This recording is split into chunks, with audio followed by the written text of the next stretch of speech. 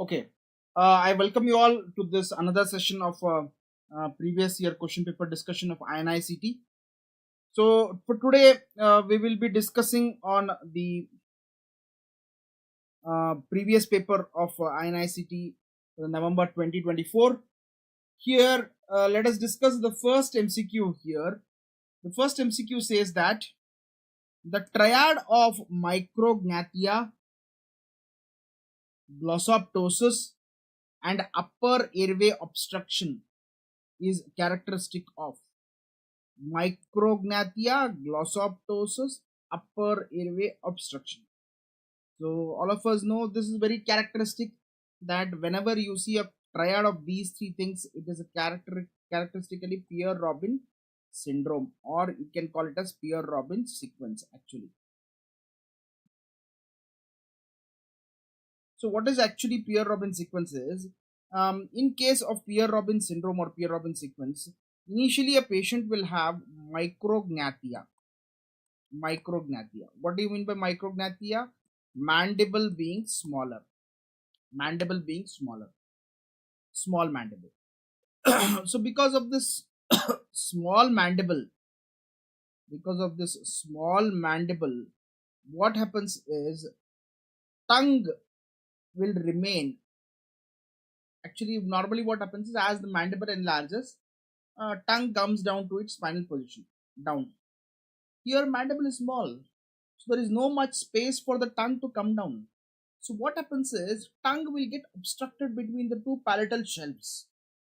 Because of that, what happens is the patient will have cleft palate.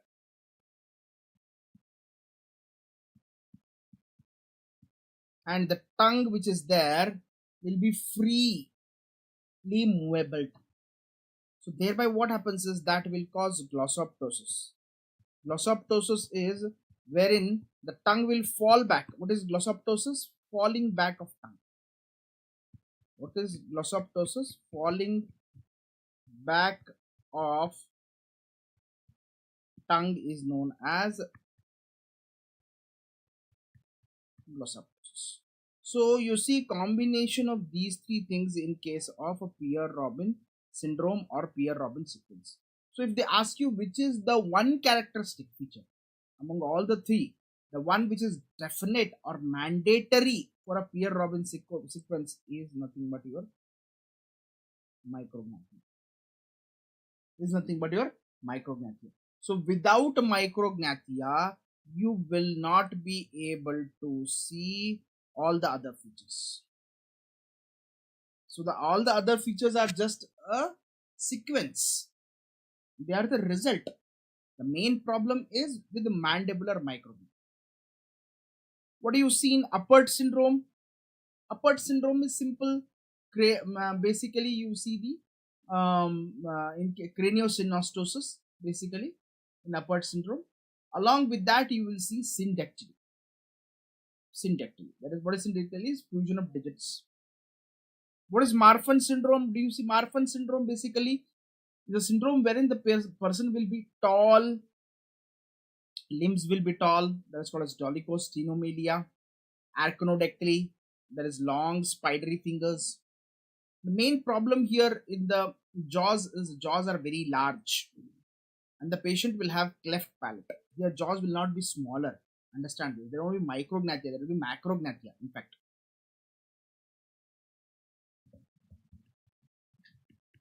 One second. There will be macrognathia. So there is no issue of there is no issue of smaller jaw here. There is an issue of actually larger jaw in case of the macrognathia. In case of Marfan syndrome. Now, what about Treacher-Collins syndrome? Treacher-Collins syndrome is totally related to mandibulofacial dysostosis, wherein mandible will be hypoplastic. I agree. There is a feature of mandibular hypoplasia in case of Treacher-Collins syndrome. But the other features are not seen in case of Treacher-Collins syndrome.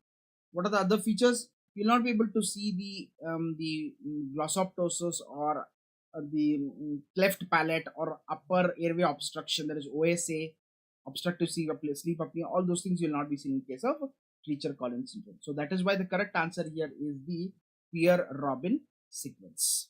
So now the word Pierre-Robin sequence is used, not the Pierre-Robin syndrome, because it occurs in sequence. Okay, it occurs in sequence. Okay, let us move on to the next question here. Which of the following is implicated in the defect causing craniosynostosis? So basically, yeah, it's a genetic question. Therein, they'll give you the names of the genes are given here. The names of the genes are given. So if you carefully see here, the bone morphogenetic protein, FGFR, collagen, fibrillin. If you see here, each one is implicated in one particular syndrome. If I say fibrillin, what should come to my mind is Marfan syndrome should come to my mind.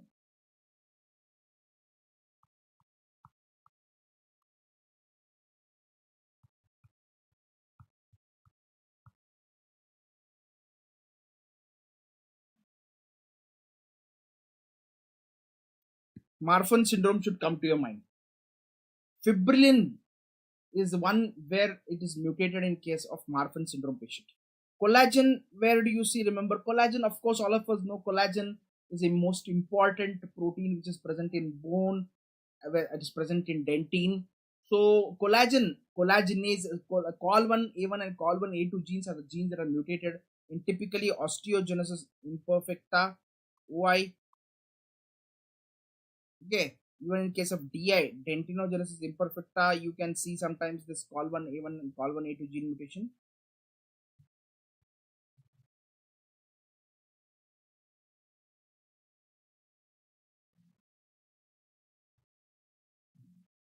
Okay, FGFR.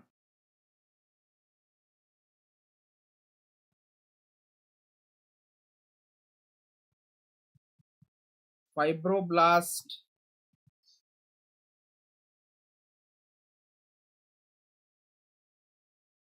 growth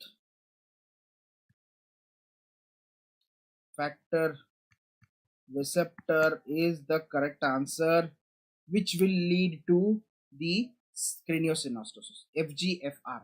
So most commonly, if they ask you, typically you should remember this in case of Crouzon syndrome. Crouzon syndrome is the one which is the main problem with the Crouzon syndrome is craniosynostosis. What is craniosynostosis? Fusion of the sutures. Okay, we have cranial skull sutures, right? So different skull sutures are there. They will fuse early. So because of that, the skull shape changes.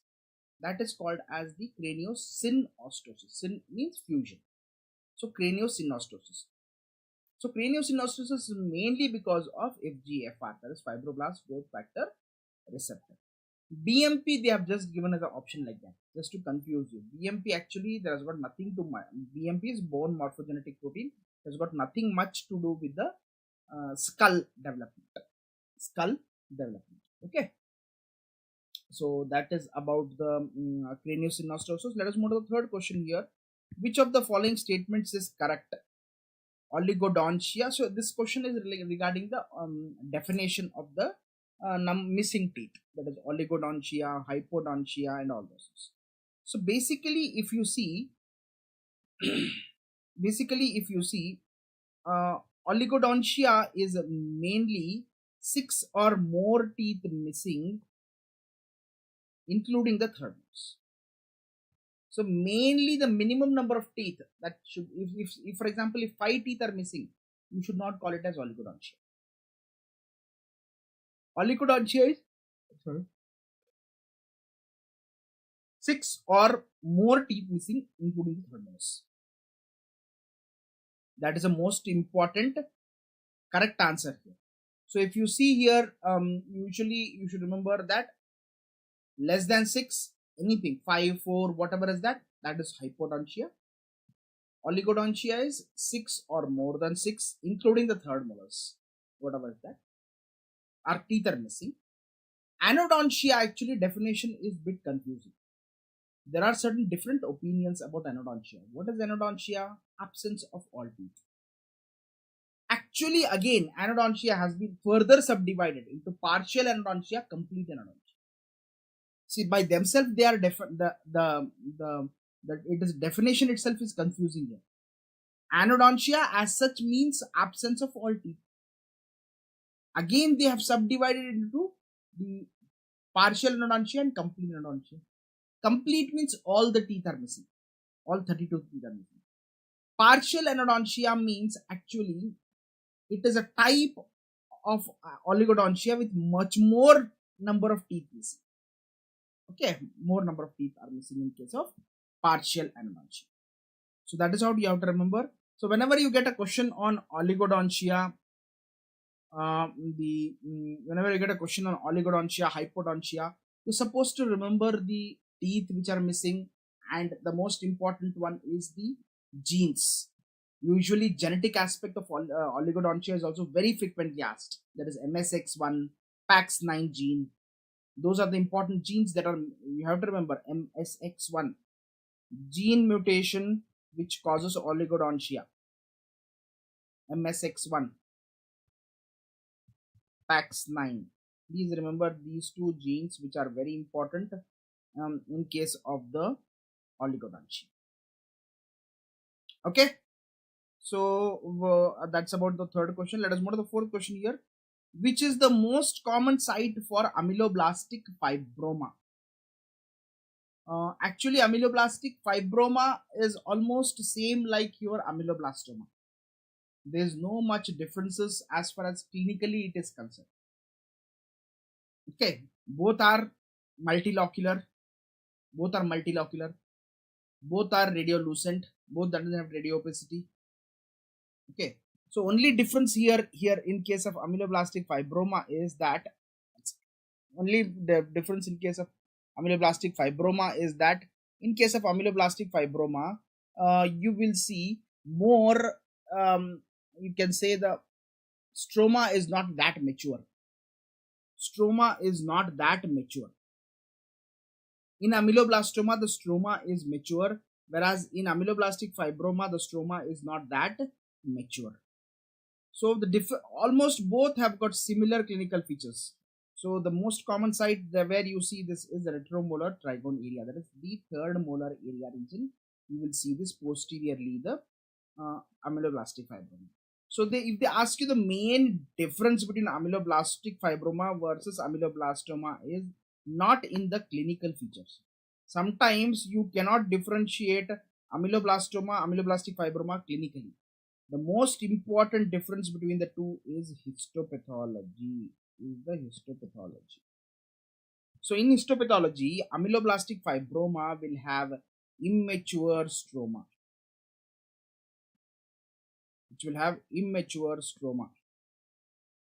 Whereas ameloblastoma will have mature stroma. When I say immature stroma, textbook describes it as stroma is described as dental papilla-like stroma. Dental papilla-like stroma.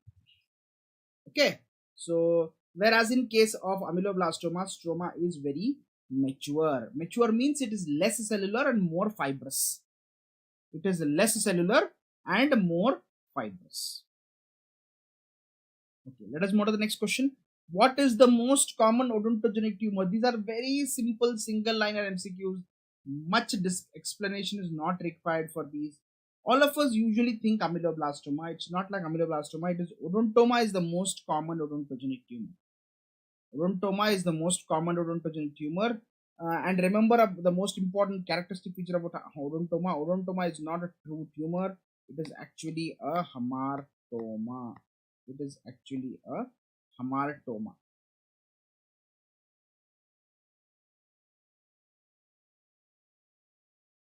It is actually a hamartoma. Why it is hamartoma? Because it is less aggressive. It is less aggressive. Slowly growing. It is slowly growing. It is not that invasive. So it is very localized kind of lesion.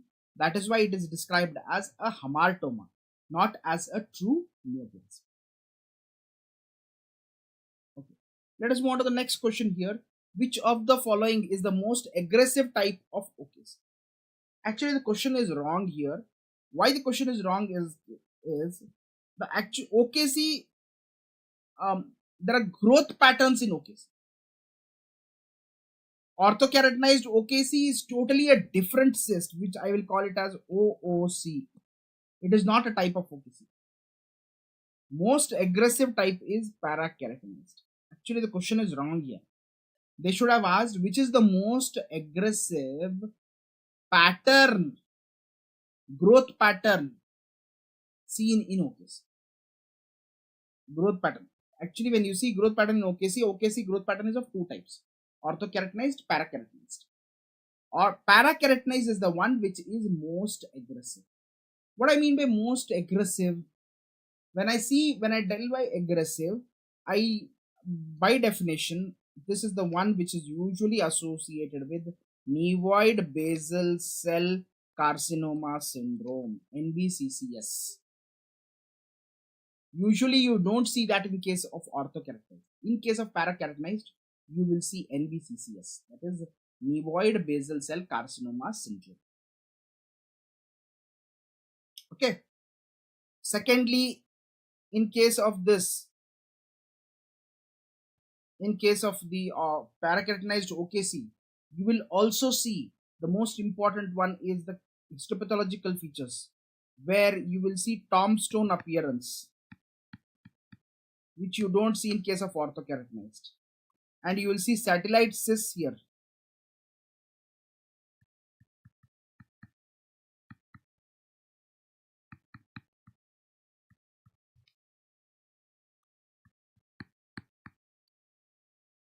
You will see satellite cysts, which you don't see in case of the orthokeratinized. So in parakeratinized, you will see the satellite cysts. That is also again a very important one. That is why these are the points which will say which actually tells that the parakeratinized type of OKC is most aggressive. Let us move to the next question here. A 12-year-old patient presents with slowly growing painless swelling in the maxillary region over past 6 months. So patient is 12 years old. There is a swelling in the maxillary region, anterior region, past 6 months. On clinical examination, the lesion appears firm and well circumscribed. Radiographic findings reveal a mixed radiolucent radiopaque lesion with a ground glass appearance and a well demarcated borders. Histopathological findings are given below. Based on the clinical, radiographic, and histopathological features, what is the probable diagnosis? If you can see here, is it a cemento-ossifying fibroma? Is it a psammomatoid juvenile ossifying fibroma? Is it a fibrous dysplasia? Is it a osteoblast? If you see the question as such, first of all, age group, 12 years, so young age group. Secondly, if you see the lesions here, if you can see the lesions here, this is one, this is, all these are small round spherical bodies. These round spherical bodies as such are called as psammoma bodies.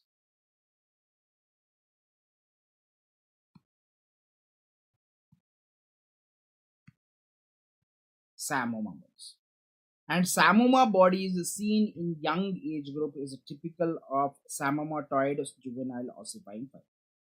So whenever you get this question, whenever you get this image, look at the psammoma bodies, look at the cellularity.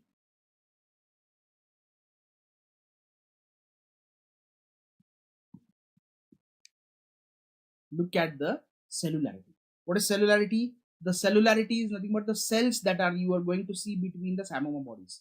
So between the psammoma bodies, you are going to see numerous cells. That is called as the cellularity. So that is again a very high characteristic feature of this juvenile psammomatoid ossifying fibroma.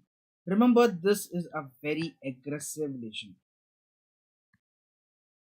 This is a very aggressive. Actually, you can see ground glass appearance, but ground glass appearance is characteristic of fibrous dysplasia. You can see here also, but it is not that characteristic. So characteristic ground glass appearance means you should remember the fibrous dysplasia or hyperparathyroidism. Okay, let us move to the next question. What is the most common cause of oral squamous cell carcinoma?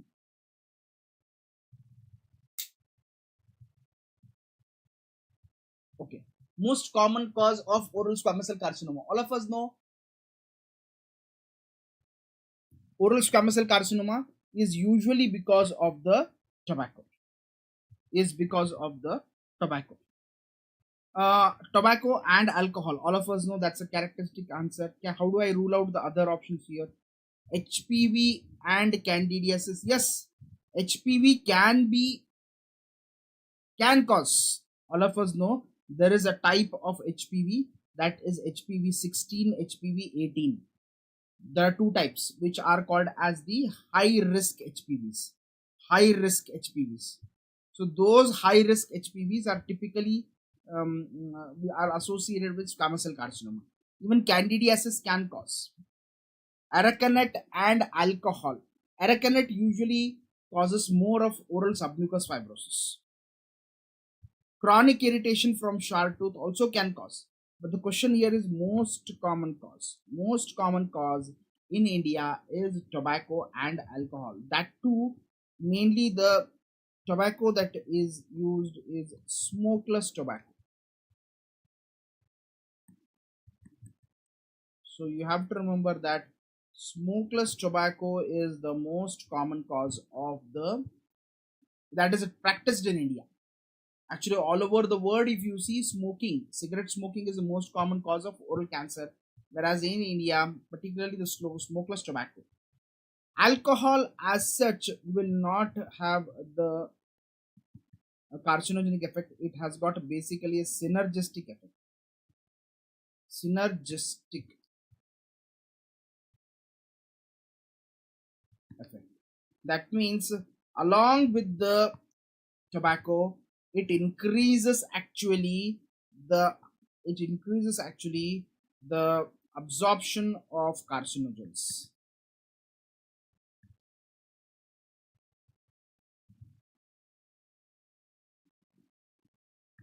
from mucosa. So whatever is the mucosa through mucosa it has to penetrate, right? So through mucosa it has to penetrate. So what it does is alcohol, it will increase the penetration, it will increase the absorption of the carcinogens, thereby more carcinogens enter into the body. So that is why alone alcohol cannot cause cancer. So in combination with the other that is tobacco and all, it increases the penetration of the carcinogens. Okay, which cyst has the highest likelihood of recurrence? All of us again know OKC. If this is the cyst which has got highest recurrence rate. If you compared OC periapical cyst, this is the OKC has got the highest recurrence rate. Average recurrence rate is usually 30%. Okay, you can say 30% to even 100% recurrence rate is there. Okay, so it's a very high recurrence rate. Please remember this. And this high recurrence cause of the increased mitotic activity. Increased mitotic activity. So the basic cells, the cells that you see in the odontogenic cyst, those cells basically they have got an intrinsic potential or high mitotic activity. Because of that intrinsic potential or high mitotic activity, you are going to see more of recurrence of the OKC. More of recurrence of the OKC. Earlier, it was considered that the recurrence can be could be because of other causes. They actually most commonly that was accepted during earlier days is that of the satellite cysts. But now they have proved that the intrinsic growth potential or high mitotic activity of the OKC cyst lining is responsible for the recurrence. In which of the following conditions is BRAF V600E gene mutation positive? Those who have attended our class, all of you know that we have taught also in class amyloblastoma. Please remember the gene BRAF V600, and this is the only gene actually which has been usually implicated here in case of the amyloblastoma, implicated in the amyloblastoma. This is again a single liner, simple single liner question. No need of much description or discussion for this. Okay, already we have discussed this. Which of the following gene is associated with the craniofacial malformation development? Craniosynostosis, FGFR1. The same question has been repeated in another way. So we should be able to identify that FGFR is fibroblast growth factor receptor, is a gene that is responsible for the mainly the craniofacial malformation.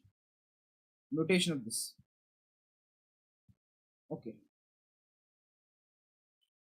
A newborn baby is brought to the pediatric clinic with a soft pedunculated growth on the maxillary alveolar ridge. The growth was noticed at birth and has not caused any difficulty in feeding or breathing. On examination, lesion is non-tender, smooth surface and pedunculated. Immunohistochemicals analysis reveals negative staining for S100. What is the most common diagnosis? The most common diagnosis is congenital oculis. See, first of all, a newborn baby. Okay. And maxillary alveolar ridge, there is a pedunculated growth, and it is S100 negative. Okay, so that is again characteristic congenital epilepsy. Congenital epilepsy is epilepsy, or you can have this one that is typically seen in case of maxillary anterior region. Maxillary anterior region.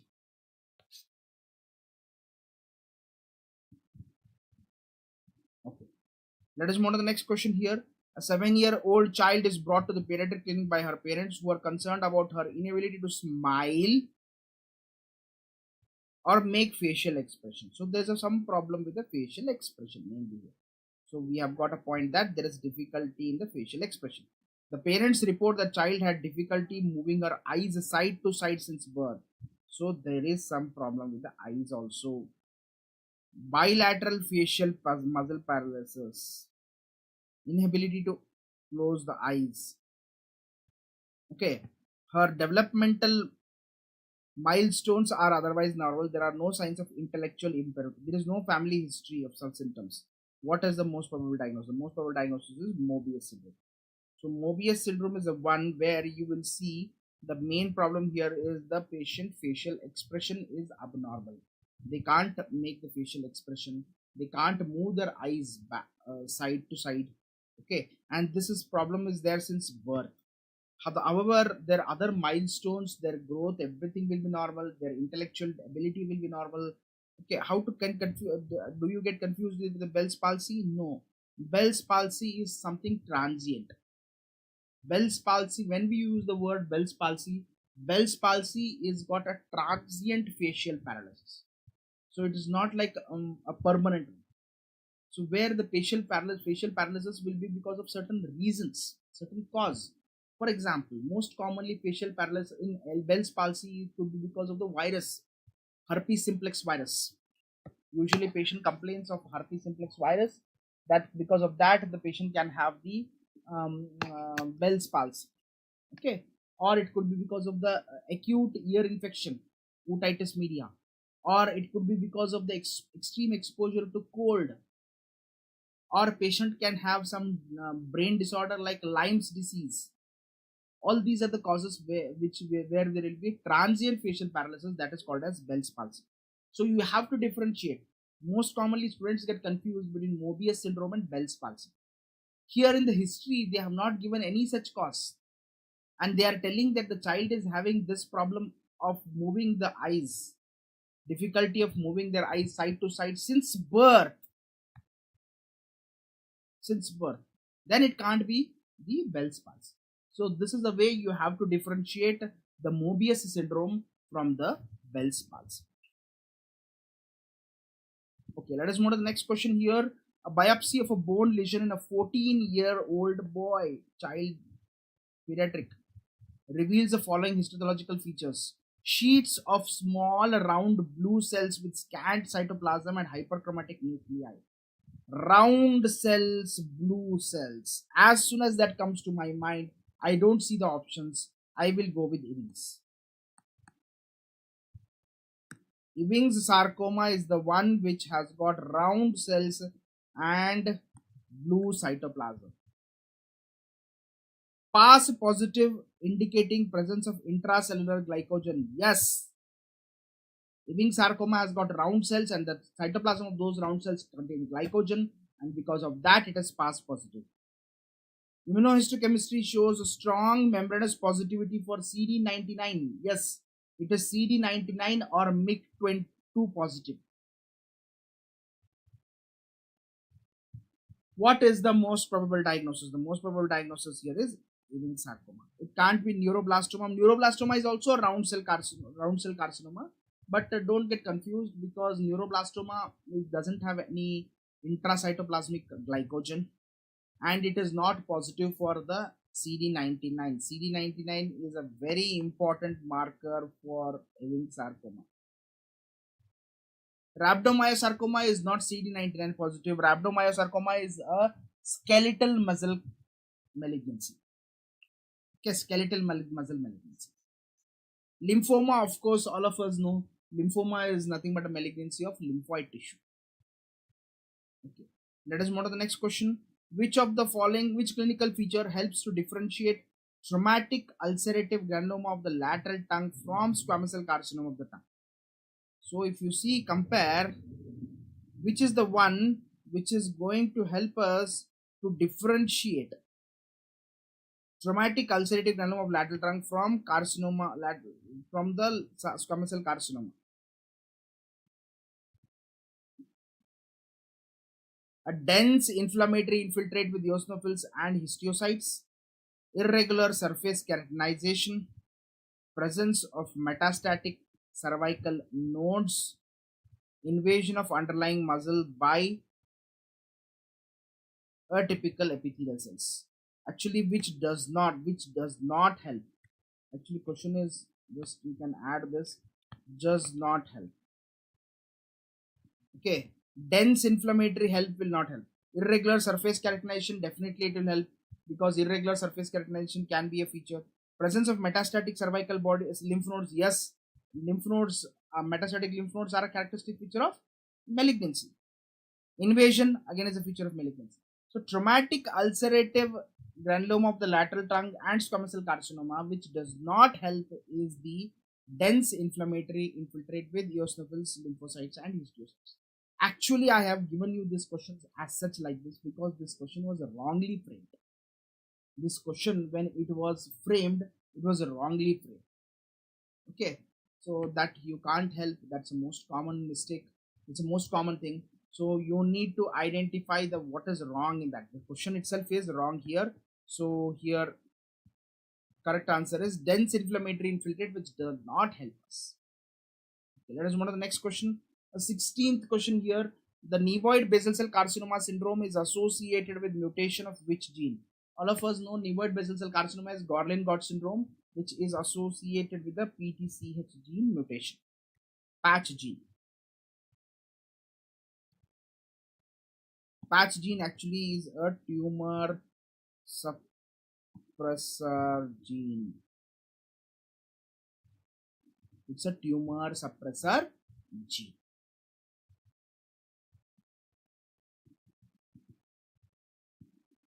Okay, let us move on to the next question. A 25-year-old patient presents with the following features: localized pain and swelling in the mandibular molar area.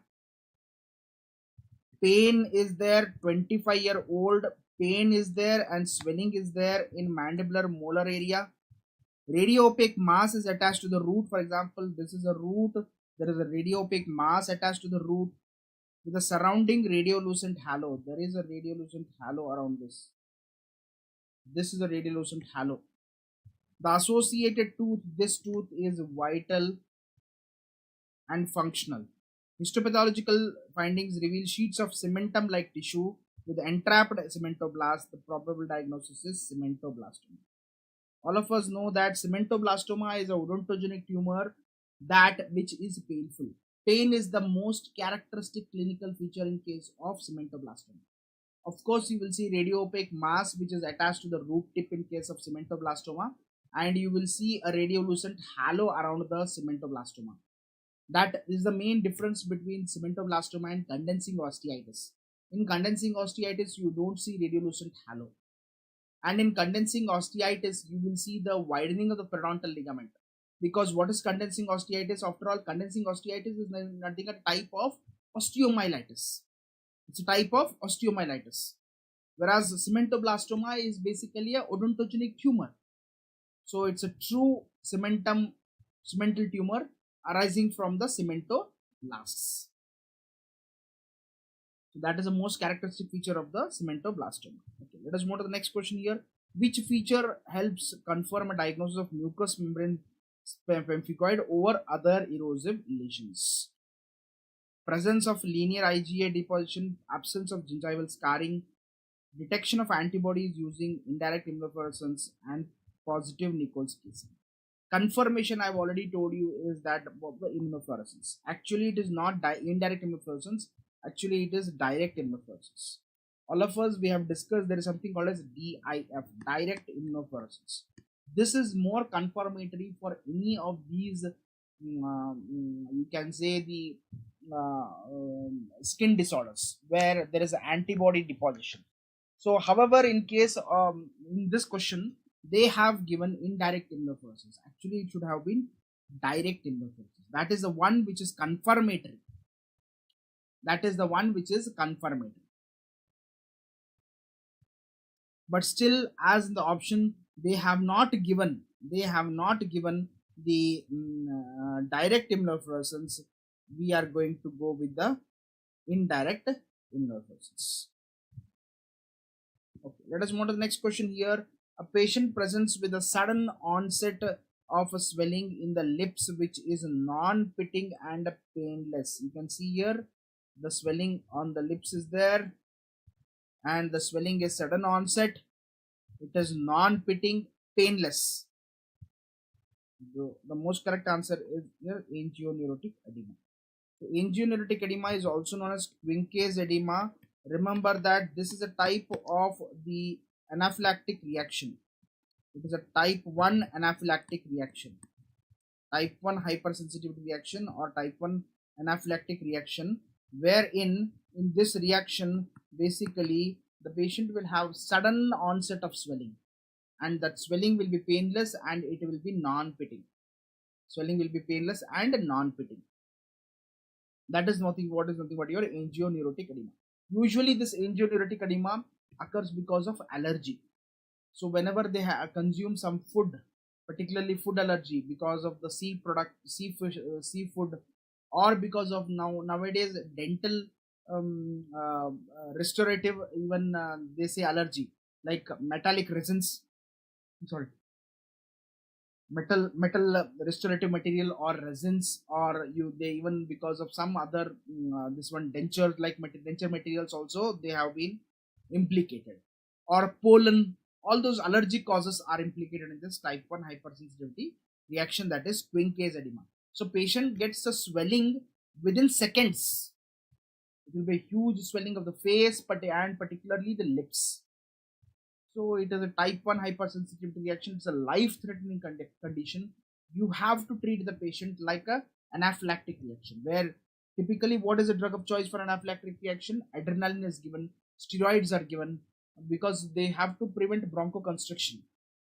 There should be bronchodilation. The main problem here is that because bronchoconstriction. So here also it is typically treated like a anaphylactic reaction. Okay. Next question. Which of the following features helps to differentiate necrotizing xylometaplasia from squamous cell carcinoma? So mainly in necrotizing xylometaplasia, as a name itself tells us, necrotizing. So where there will be necrosis of the salivary gland. However, even though there is necrosis, the patients, if you see histopathology, lobular architecture is preserved.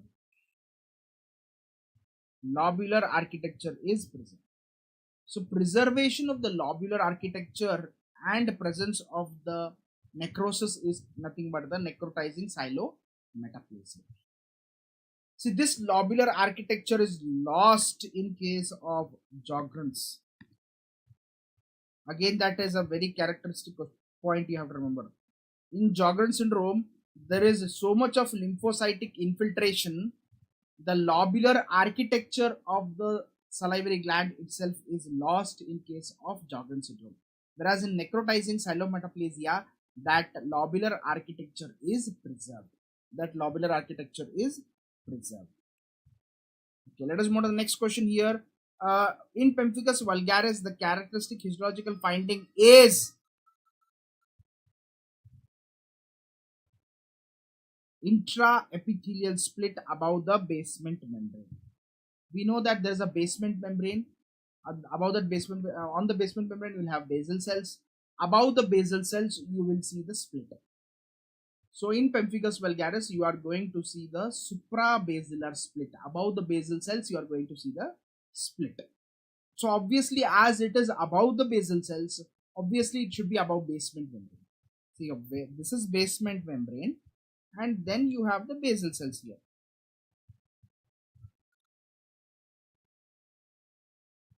You have a split here, space here above the basal cells. So characteristically, if you see, the split is intraepithelial split or suprabasilar split, which is seen above the basement membrane. Okay. Let us move on to the last question for today's discussion here. A 65-year-old male presents with a slowly growing exophytic warty lesion on the buccal mucosa, which has been present for the past year. The lesion is painless, broad base and well-defined border. Patient is a chronic tobacco chewer for 20 years. On histopathological features examination, following features are seen: broad pushing retiridges without penetrating the basement membrane. As soon as I hear the word that there are retiridges which are broad bulbous retiridges, for example, if there is a epithelium, these are the retiridges, whereas here in case of the retiridges in case of verrucous carcinoma are broad and bulbous.